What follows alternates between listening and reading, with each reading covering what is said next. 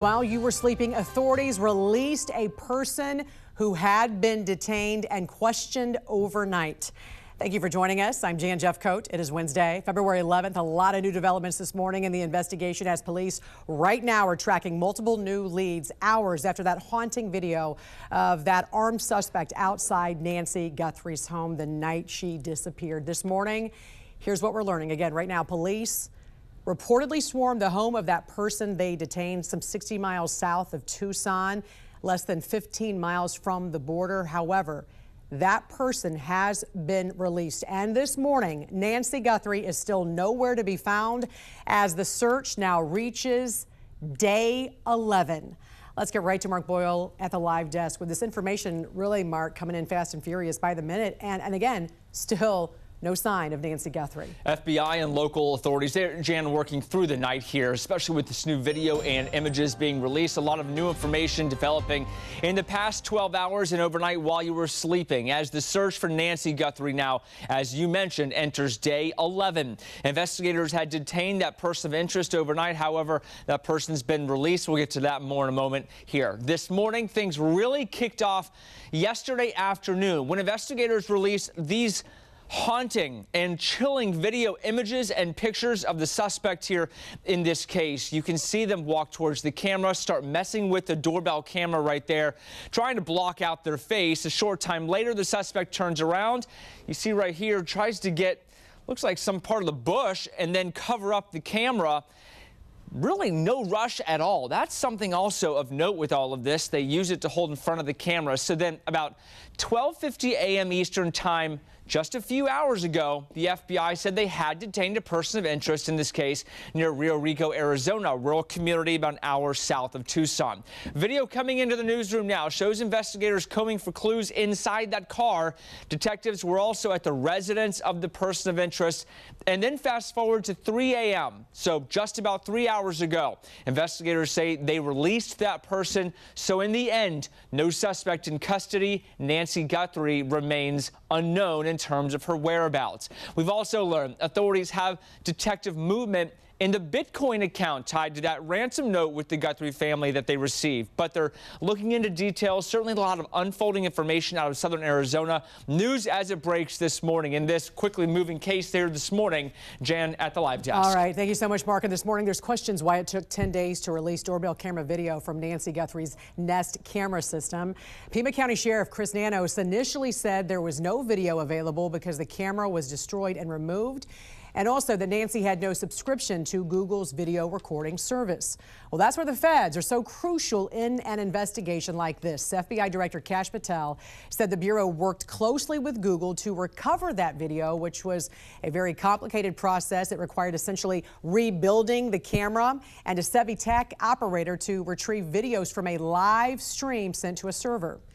Typically, new videos override previous ones, but because the armed suspect disconnected that camera, these were the last images sent to the server. It is a huge break and forensic tool for investigators, but also raises concerns why the Pima County Sheriff's Office did not bring in federal investigators during those first critical hours of the search. Fox News reporting law enforcement sources described a delay in local cooperation with federal investigators, with days going by before they let them into the fold. And finally tonight, Savannah Guthrie's Today Show family acknowledging on air how difficult it is to cover the story of her missing mother. Brian Stelter is out front. Folks, we are asking for your grace as we continue to do this. Sometimes it sounds corny and contrived when TV executives claim that morning TV teams are a family, but not these days. Not at the Today Show. You know what, Craig? We always talk about our show as a family. We are a family. Yes. I'm part of the family. I'm happy to be with you because we show up for each other. So Yes. Former co-host Hoda Kotb back on the show on Monday, filling in for her friend Savannah Guthrie. Kotb also visited the show last Friday. this whole thing's breaking my heart, and I'm happy to be sitting here with you. I've been like wandering around going like, where do you go? Because we're your family. We're here. Kotb read aloud messages from viewers. Our Today Show viewers really are family. One writing, I have not stopped thinking about this. And from another, my heart is breaking for sweet Savannah and her entire family. viewers can sense the affection on the set. And that connection is invaluable while covering a story that's unbearable. Savannah and Nancy have always shared an incredible bond, and over the years, she's become a second mom to me and to all of us. As one conservative media critic put it, no offense to other shows, but you can really tell that on the Today Show, they really do not just like each other, but love each other. Back in the 90s, NBC spent millions billing Today as a true family.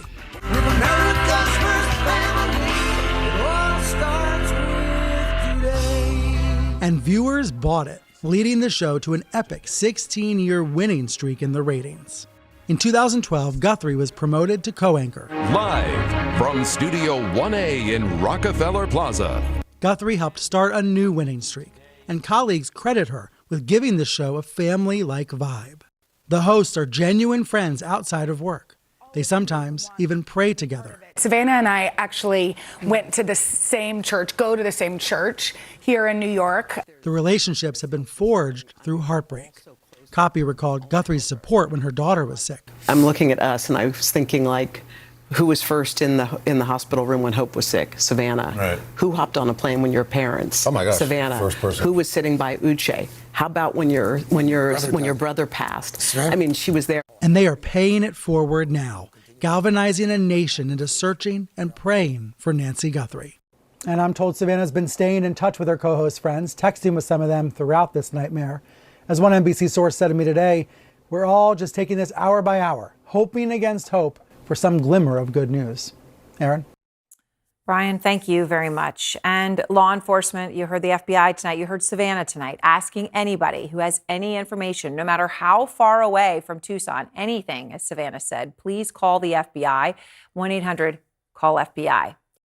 On day 9 of the search for Nancy Guthrie, her daughter, Today anchor Savannah Guthrie, says the family believes their missing mother is still out there. But we are at an hour of desperation, and we need your help. The latest plea coming in a new video Monday as a purported deadline looms. We beg you now to return our mother to us so that we can celebrate with her. On Saturday, the Guthrie family appealed directly to the apparent kidnapper. On Monday, they appealed directly to the public. So I'm coming on just to ask you, not just for your prayers, but no matter where you are, even if you're far from Tucson, if you see anything, if you hear anything, if there's anything at all that seems strange to you, that you report to law enforcement.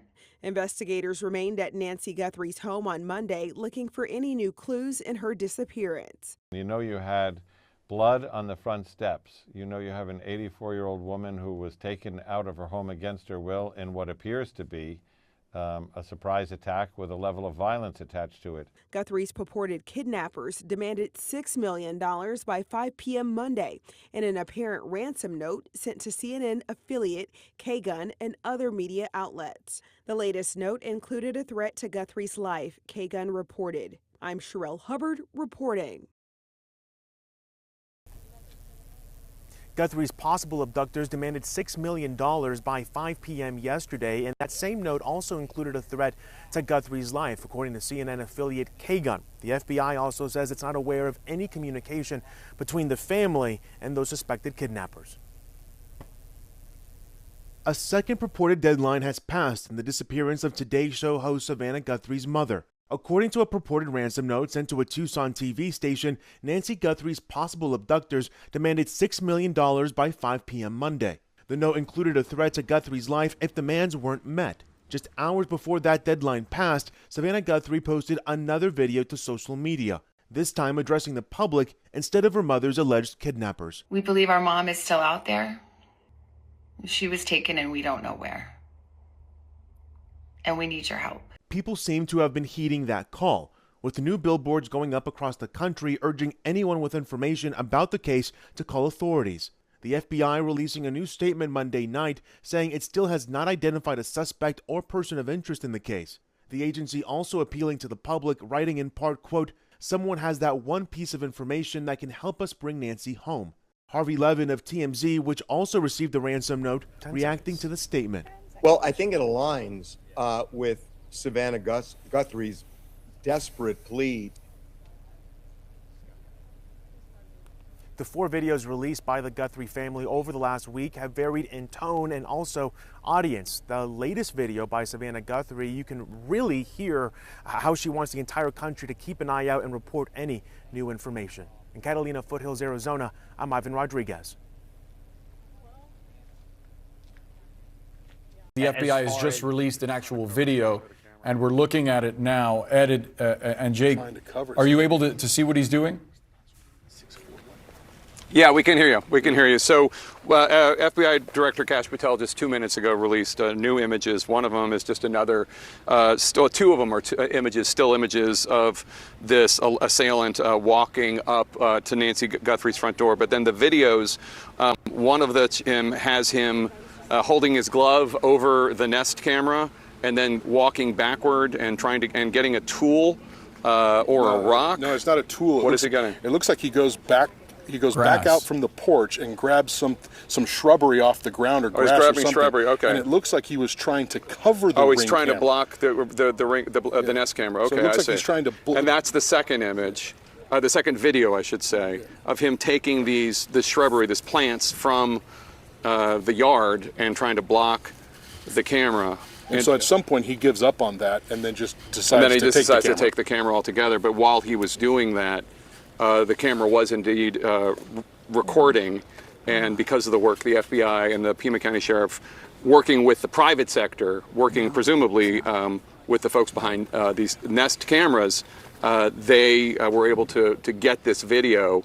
And we're almost 10 days into this missing persons case, but it is pretty impressive information that they were able to get.